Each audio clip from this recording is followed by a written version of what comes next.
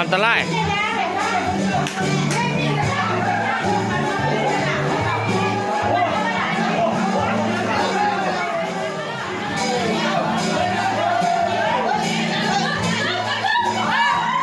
โอ้ยเถิงรถ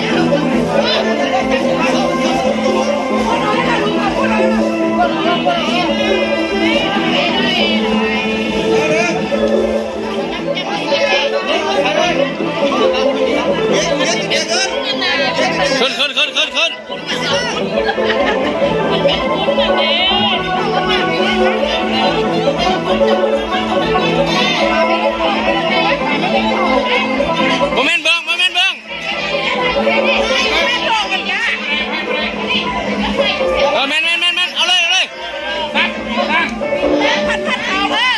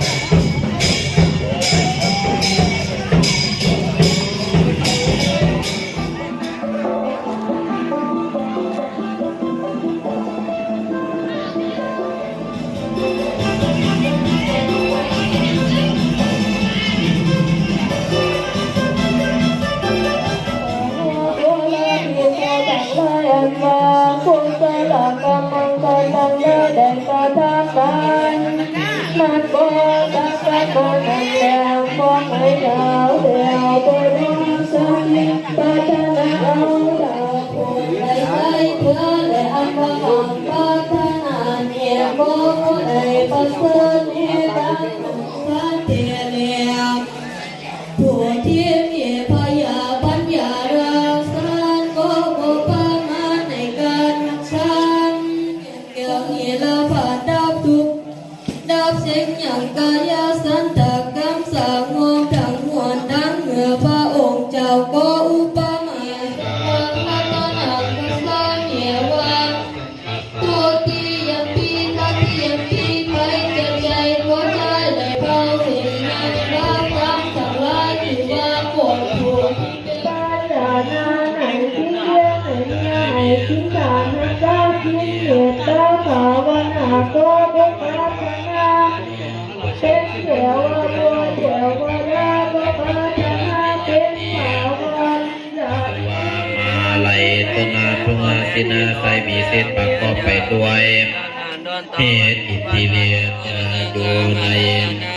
เจตามปานายาทีพนาเป็นที่อยู่แห่งแก้วต่อสังกัดการเอติวาสังยังมี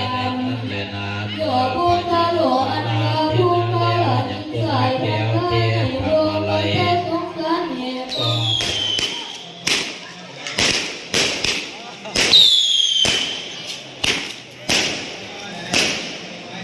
หมดจบเฮหมดแล้วแค่นี้